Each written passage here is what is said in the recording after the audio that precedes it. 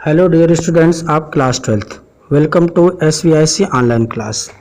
Dear students, till yesterday we have read 80% of the story, the last lesson. प्रिय विद्यार्थियों, अभी तक हमने पढ़ लिया कि फ्रेंच के टीचर एम हैमेल किस तरह से लैंग्वेज के चेंज होने से और खुद की जॉब चले जाने से बहुत ही ज़्यादा दुखी हैं, क्योंकि 40 ईयर्स से उन्होंने एक ही विद्यालय में बहुत ही ऑनेस्टली जॉब किया था।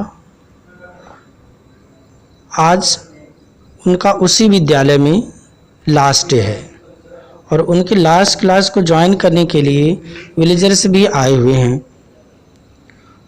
और उनकी सिस्टर लगेज पैक कर रही हैं, क्योंकि उनको मालूम है कि नेक्स्ट डे उनको इस कंट्री को छोड़कर चले जाना है। तो इन सब चीज़ों को जानते हुए जो उनके टीचर हैं बहुत ज़्यादा दुखी हैं और आज हम पढ़ेंगे कि इतना दुखी होने के बावजूद भी वो बहुत ही करेज के साथ काम कर रहे हैं। गांव के लोग भी पढ़ने के लिए आए हैं, उसमें सीनियर सिटीजन्स भी शामिल हैं, जो उनके पुराने विद्यार्थी थे वो लोग भी शामिल हैं। तो अब द लास्ट लेसन के पार्ट 3 में देखते हैं कि लेखक हमें क्या बताना चाह रहे हैं। Let's start the third part of the last lesson. But he had the courage to hear every lesson to the very last. After the writing, we had a lesson in history, and then the baby chanted their ba, be, be, bo, bo. तो यहाँ पे कह रहे हैं कि इतना सब होने के बावजूद, नौकरी जाने के बावजूद बहुत ज़्यादा डिस्करेज्ड हैं। आज के दिन में वो उनकी अचानक उनकी नौकरी जा रही है, क्योंकि बर्लिन से अचानक ऑर्डर आया है कि अब उनके देश में जो पर्सिया है, पर्सिया में किसी भी स्कूल में अब फ्रेंच नहीं पढ़ाई जाएगी, सारे स्कूलों में जर्मन भाषा ही पढ़ाई जाएगी। तो देखिए यहाँ कह रहे हैं but he had the courage to hear every lesson to the very last. फिर भी उनके पास इतना करेज था, इतना साहस था कि सभी चीज़ों को, सभी लेसन को लास्ट तक सुने। आफ्टर द राइटिंग, लिखने के बाद उन्होंने लोगों को एक काम दिया था और खुद एक न्यू नोटबुक सबके लिए आज लेकर आए हुए थे। और जब उन्होंने लेसन करवा लिया तो अब वो हिस्ट्री का लेसन दे रहे हैं, हिस्ट्री पढ़वाना चाह रहे हैं लोगों से या उसके बारे में जानकारी लेना चाह रहे हैं। तो हिस्ट्री इनका अब था।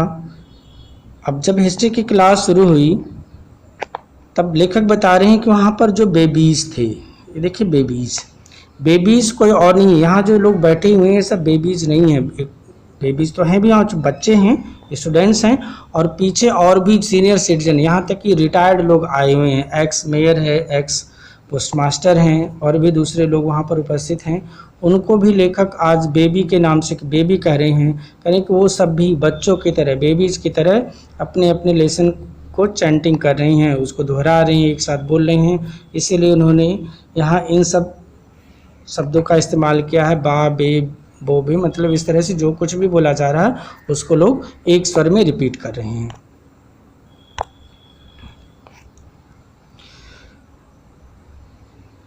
Down there at the back of the room, old Husser had put on his spectacles and holding his primer in both hands, spelled the letter with them. अब उनकी क्लास में आज जो एम हैमेल की last class है उसमें एक senior citizen, एक बुजुर्ग व्यक्ति भी आए हुए हैं, जिनको पहले ही मेंशन किया जा चुका है, जिनका नाम है हसर। तो कह रहे हैं कि ओल्ड हसर वहाँ पीछे की तरफ, कमरे के पीछे जो उनका रूम था उसके पीछे नीचे ओल्ड हसर भी बैठे हुए थे। और कैसे बैठे यहाँ देखिए इमेज में वो दिख रहे हैं कि वो किस तरह से बैठे हुए हैं। और ये जब अब क्लास में आए थे हैमेल के विदाई के लिए, उनके लास्ट क्लास को अटेंड करने के लिए, तो ये अपने साथ प्राइमर बुक भी लाए थे, जो किसी भी लैंग्वेज की शुरुआती बुक होती है, ABCD या इस तरह की जो बिल्कुल प्राइमरी की बुक होती है। तो ओल्ड हसर प्राइमरी की बुक लेकर आए हुए थे।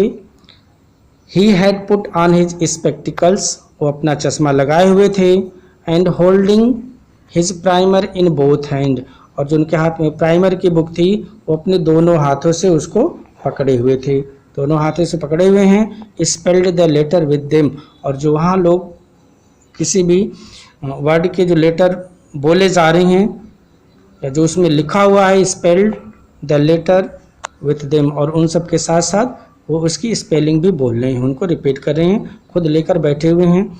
अब जब इनको पढ़ना था, पढ़ने की उम्र थी, तब तो ये पढ़े नहीं।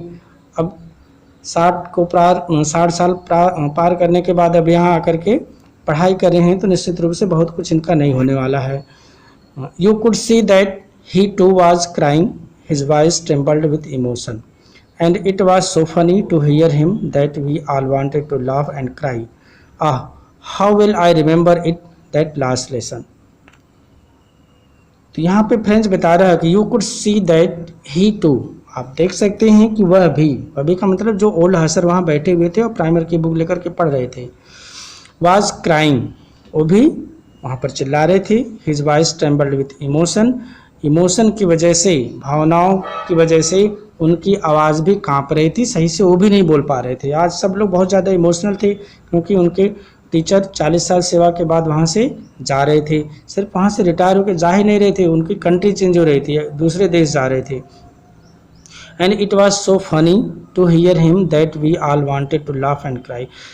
तो फ्रेंड्स बता रहा है कि ये सब देख करके इतना फनी लग रहा था कि हम सब लोग एक बार तो सोचते थे कि हंसें, चूँकि वो हंसने का माहौल नहीं था, विदाई समारोह था, सब लोग दुखी थे, तो कह रहा कि हम लोग हंसें या रोएं, क्या करें, ये इसको समझ में नहीं आ रहा था। लेकिन फ्रेंड्स कह रहा कि हम लोग इनकी स्थिति को देख करके ऐसा लग रहा था कि हम लोग हंसें।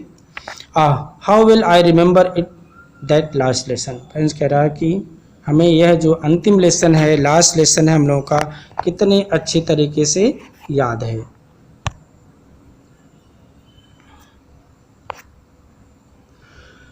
All at once the church clock struck 12.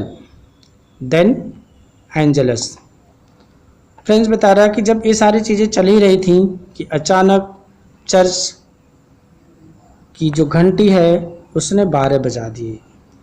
हाँ देखिए, चर्च है और चर्च में कहीं भी चर्च होता है तो वहाँ पर एक घंटी लगी रहती है जो ये बताती है कि प्रेयर का टाइम हो गया है। और उसके पहले तो चर्च की घंटी बजती थी तभी लोग ये समझ पाते थे कि टाइम क्या हो रहा है, क्योंकि उस समय घड़ियाँ इतनी नहीं थी लोगों के पास। तो चर्च की बेल से ही लोग समझते थे कि टाइम अब काम पे जाने का हो गया या काम से छुट्टी का टाइम हो गया, प्रेयर का समय कब हो गया, ये सारी चीज़ों की जानकारी जो चर्च में बेल है उसी से मिलती थी। तो यहाँ फ्रेंड बता रहा कि इसी दौरान एट वंस, इसी क्षण द चर्च क्लॉक स्ट्रक 12, घड़ी ने, चर्च की घड़ी ने 12 बजा दिए। देन द एंजलस, और जैसे ही 12 बजा अब ये समय हो गया था प्रेयर का। जो क्रिश्चियन लोग हैं वो उनके प्रेयर का टाइम 12 बजे था। तो फ्रेंड्स बता रहे हैं कि उसी समय चर्च की घंटी बजी और ये उनके प्रेयर का टाइम हो गया था। Prayer song in the church, the start is marked by the ringing of the bell. ये एंजलस का यहाँ मतलब भी दिया हुआ है, आप अच्छे तरीके से देख लीजिए। At the same moment the trumpets of the Prussians returning from drill sounded under our window. M Hamel stood up very pale in his chair. I never saw him look so tall. बता रहे हैं कि उसी समय जिस समय church की घंटी बजी, और घंटी बजना इस बात का संकेत था कि 12 बज गए हैं और एंजलस का टाइम भी हो चुका है। तो ठीक उसी समय जो पर्सियन आर्मी थी वो शामिल के पीछे जो परेड कर रही थी, जिसकी चर्चा पहले ही लेखक यहाँ कर चुके हैं, अब उनकी भी छुट्टी हो चुकी थी, उनका भी परेड समाप्त हो चुका था। करेंगे एट द सेम टाइम, ठीक उसी समय, एट द सेम मोमेंट, उसी क्षण, द ट्रम्पेट्स ऑफ द पर्सियंस, जो पर्सियन आर्मी थी उनके जो ट्रम्पेट्स हैं, उनके जो बिगुल हैं, उनके भी बजने की आवाज़ सुनाई दी। ये देखिए यहाँ पर्सियन सोल्जर है और ट्रम्पेट्स को बजा रहा है। तो कह रहे हैं जिस समय चर्च की घंटी बजी उसी समय पर्सियन सोल्जर्स के बिगुल की भी आवाज़ सुनाई दी। अब पर्शियन आर्मी आ कहाँ से रही थी? रिटर्निंग फ्रॉम ड्रिल, जो कि ड्रिल से अभ्यास करके वापस आ रहे थे। साउंडेड अंडर आवर विंडो, जिसकी आवाज़ खिड़की के नीचे से आ रही थी। एम हैमल स्टूड अप, जो उनके टीचर थे एम हैमल, वो अब खड़े हो जाते हैं। वेरी पैल, और उनका चेहरा बिल्कुल पीला पड़ा हुआ है, चेहरा सफ़ेद हो गया है, चेहरे से हवाइयाँ उड़ रही हैं। सबको मालूम है कि जिसकी नौकरी जा रही हो और एक देश से दूसरे देश में भी जाना, देश छोड़ करके जाना है, तो निश्चित रूप से उसका चेहरा पीला पड़ ही जाएगा। तो अभी लेखक बता रहे हैं कि वह अपनी चेयर से तुरंत खड़े होते हैं। वेरी पैल, उनका चेहरा बिल्कुल पीला पड़ा हुआ है। इन ही चेयर से खड़े होते हैं। अब यहाँ फ्रेंड्स बता रहा है आई नेवर सा हिम लुक सो टॉल। अब वो चेयर से जब खड़े हुए तो इतने तन करके खड़े हुए, इतने स्ट्रेट खड़े हुए कि इस तरह से वो पहले कभी नहीं खड़े हुए थे। तो फ्रेंड्स बता रहा है कि आई नेवर सा हिम लुक सो टॉल, मैंने कभी उनको इतना लंबा नहीं देखा था। वो इतने सीधे, इतने तन के कभी खड़े नहीं हुए होंगे, या तो फ्रेंच ने कभी उनको नोटिस नहीं किया होगा। इसलिए बता रहा है कि मैंने कभी भी उनको इतना लंबा खड़े होते हुए नहीं देखा था। आज चेयर से जैसे खड़े हुए ऐसे लग रहा था कि उनकी लंबाई बहुत अधिक है। अब जब चेयर से खड़े हुए तो बोल क्या रहे हैं? वो बोल रहे हैं कि माय फ्रेंड्स सेड ही, उन्होंने कहा कि माय फ्रेंड्स आई, यहाँ पे आई इस तरह से देने का मतलब है कि वो बोल नहीं पा रहे हैं। सॉरी, तो कह रहे हैं मित्रों आई बट समथिंग चोक्ड हिम, लेकिन उनका गला रुध गया है, उनका गला बंद हो गया है। He was unable to speak due to strong emotion की वजह से, स्ट्रांग इमोशन की वजह से अब बोल नहीं पा रहे हैं। वो सिर्फ इतना बोले my friends. He could not go on, और वह आगे कुछ भी नहीं बोल सके। इनका जो स्ट्रांग इमोशन था इसकी वजह से उनका गला रुध गया और सिर्फ माय फ्रेंड्स बोल पाए। उसके बाद आई कह करके वो चुप हो गए, बोल नहीं पाए, गला रुध गया उनका। Then he turned to the blackboard. Then he turned to the blackboard, took a piece of chalk, and bearing with all his might, he wrote as large as he could, Vive la France. तब actually बोल नहीं सकते थे, गला रुधा हुआ था। Then he turned to the blackboard. जब बोल नहीं सकते थे तो अपनी बात को ब्लैक बोर्ड पर लिख करके बताना चाहते थे। तब वो ब्लैक बोर्ड की तरफ मुड़ते हैं। Took a piece of chalk, चाक का एक टुकड़ा लेते हैं। And bearing on with all his might, और अपनी पूरी ताकत लगाकर, पूरी क्षमता लगाकर, पूरी स्ट्रेंथ के साथ he wrote as large as he could, वो जितना बड़ा लिख सकते थे उतना बड़ा उस ब्लैक बोर्ड पर चाक से लिखे। लिख क्या रहे हैं? वीवे ला फ्रांस। अगर हम इसको इंडिया के कॉन्सेप्ट में कहेंगे तो यहाँ कहा जाता है हिंदुस्तान जिंदाबाद, भारत माता की जय। उसी तरह से वीवे ला फ्रांस, फ्रांस जिंदाबाद। तो ये चीज़ वो बोर्ड पे लिख रहे हैं क्योंकि बोल नहीं पा रहे हैं, बहुत ज़्यादा इमोशनल हैं।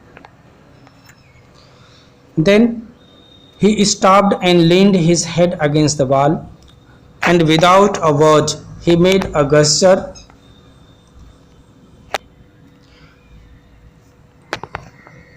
to us with his hand, school is dismissed, you may go। अभी इतना ज़्यादा इमोशनल हैं, बोल तो पा नहीं रहे हैं। तो यहाँ लेखक बता रहे हैं देन ही स्टॉप्ड, उसके बाद वह रुक गए, शांत हो गए। And leaned his head against the wall, और अपने सर को दीवार के सहारे लगा लिए। अब यहाँ देखिए इमेज में हैमल साहब दिख रहे हैं और बोर्ड पे कुछ लिखे हैं और अपने सर को दीवार पे टच करके वहाँ पे झुक के खड़े हैं। एंड विदाउट अ वर्ड, और बिना कुछ बोले ही, एक शब्द भी बोल नहीं रहे हैं, दीवार के सहारे अपना सर लगा के वहाँ पर खड़े हो गए हैं और दीवार पे उन्होंने लिख लिया है कि वीवे ला फ्रांस, फ्रांस जिंदाबाद। And he made a gesture, बोल नहीं पा रहे हैं तो वो संकेत दे रहे हैं, अपने शरीर से ही संकेत कर रहे हैं, वो इशारा कर रहे हैं, एक सिग्नल दे रहे हैं अपने हाथ से। इशारा क्या दे रहे हैं? School is dismissed, you may go. कह रहे हैं कि अब हमारी क्लास अब ओवर हो चुकी है, स्कूल अब बंद हो चुका है, यू मे गो होम, अब आप लोग अपने अपने घर जा सकते हैं क्योंकि क्लास अंतिम जो क्लास थी वो समाप्त हो चुकी है। इस तरह से यह लेसन समाप्त होता है। अब कल हम लोग डिस्कस करेंगे एक एक्सप्लेनेशन की, explanation with reference to the context. उसके बाद हम लोग पढ़ेंगे इसके क्वेश्चंस एंड आंसर्स, और आप लोग भी एक या दो बार ज़रूर इस लेसन को रिवाइज कर लें। तो छुट्टियां जो चल रही हैं तो निश्चित रूप से उसका फ़ायदा उठाएं, उसको यूं ही बर्बाद होने ना दें। Thanks for watching this video. Have a nice day. जय हिंद।